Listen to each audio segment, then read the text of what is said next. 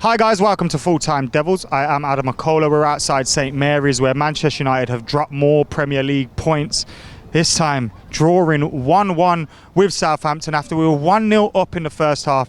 A wonder strike from Daniel James to give United the lead. Sent us in 1-0 at the break. We should have maybe extended that lead going into the break, but we didn't. And in the second half, Southampton made us pay.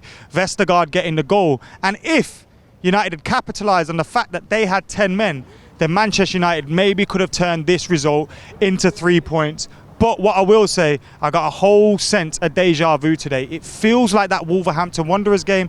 You know when you miss the penalty and then you come out thinking that 1 point should have been 3. It's the exact same feeling here today as well. As I was saying, United in that first half, we dominated possession. Paul Pogba's had the worst 45 minutes I've seen from him in a United shirt. It reminded me of, remember Wayne Rooney when Wayne Rooney turned to shit? And Wayne Rooney just proper lost it. Except Wayne Rooney had an excuse that he was like 50 years old. He had ran 10,000 miles and he had no energy in his legs left. Paul Pogba's still in his peak, or at least he should be.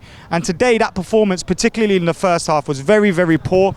He got pushed further up front, upfield when Matic came on. Now that was a strange substitution. It was great in terms of getting Pogba further up the field. But it took off our most influential player in Juan Mata.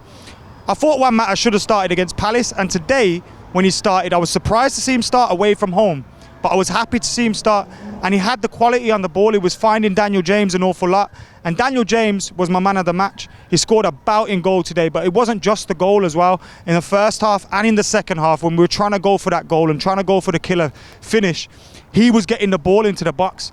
Marcus Rashford, I know it's your first game in that 9 position since Martial's been injured, but you got to eat up them chances. When the ball's flashing across the box, get across your defender, get in front of him, try and get you finishing on these chances, because you're not going to be a 25, 30 goal a season striker unless you're sniffing out these goals. I want to see my strikers being ruthless. Remember Rude, I said this before, remember Rude? You could win 5-0 and Rude would go off the pitch pissed off if he didn't score.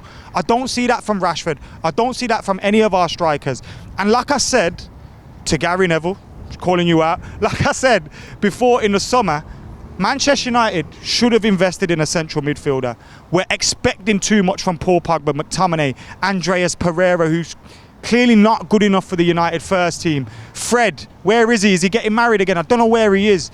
We haven't got a midfield. We haven't got a strike force, especially when Martial's out injured or Rashford's out injured. And the failure to invest in those positions is going to cost us massively this season. That's why I'm not even sure if it was Solskjaer's fault, because we just haven't got the players.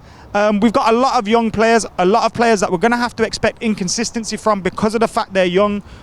But we didn't bring enough in the summer.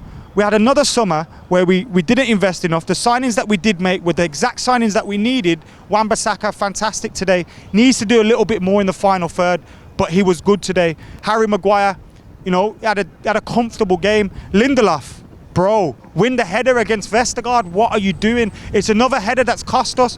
You missed the header against Crystal Palace. They're getting Jordan Ayew scores. Today, you're going up with Vestergaard, who had a shambolic game in defence, and you let him score, and that's where the 3 points went. It's just frustrating. I'm so frustrated as a Manchester United fan that we've dropped more points here on the road today.